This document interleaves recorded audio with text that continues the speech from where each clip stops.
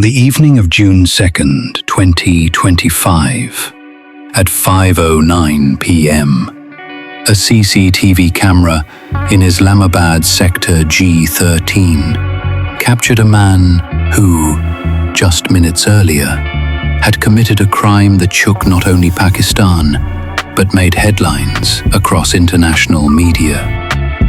Umar Hayat, a resident of Jaranwala in Faisalabad district, used to invite girls under the pretense of making TikTok videos at 5 p.m. He would present himself as a property tycoon and shoot videos in posh neighborhoods, claiming the luxury bungalows and cars in the background as his own. His entire online presence was built on lies, borrowed clothes, rented vehicles, and fake wealth. In reality, Umar was known in his neighborhood for being manipulative and troubling others. On Instagram, he frequently contacted women, offering fake paid collaborations and music video deals just to shoot content with them. That's how he stumbled upon the profile of Sana Yousaf, a prominent influencer. Umar knew he couldn't approach Sana like the others, so, pretending to be a legitimate brand agent, he messaged her with a formal pitch. With borrowed suits and hired cars, his profile looked convincing enough. For influencers like Sana, getting brand inquiries was routine, and she engaged in a short conversation out of courtesy. But Umar mistook this interaction as interest. When she politely declined to meet, he began insisting, texting and calling her multiple times daily. Sana, however, was clear. She never said or wrote anything that could be misinterpreted. Yet, false news articles even claimed Umar was her cousin, which is entirely untrue. Sana, a strong and outspoken girl, had even informed her family about Umar's disturbing behavior. Like many female influencers, she was used to receiving creepy messages and chose to ignore him. However, a small mistake might have occurred early on. During initial chats, Umar may have figured out where she lived.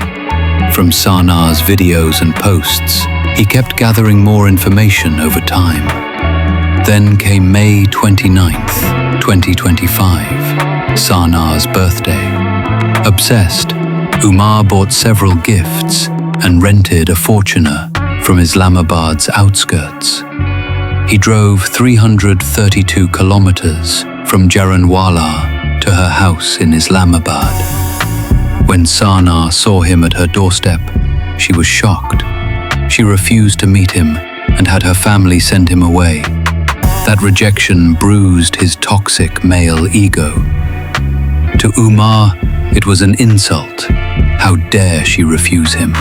Fueled by rage, his obsession took a dangerous turn. Initially, the family had no idea who was responsible. The FIR described a slim, medium-height man wearing a black shirt and trousers. With limited leads, the police reviewed footage from 113 CCTV cameras. Using geofencing and digital surveillance, they traced the suspect back to Faisalabad. Within 20 hours, and after raids in 8 locations, police arrested Umar Hayat in Jaranwala. They recovered a .30-bore pistol and Sana's phone. Umar admitted to the murder. The motive? Personal rejection. What's more disturbing is that despite this cold-blooded act, some people in Pakistan tried to justify Umar's actions, calling it a cleansing or praising him for defending cultural values. All because Sana made videos online, something these narrow-minded voices deem dishonorable.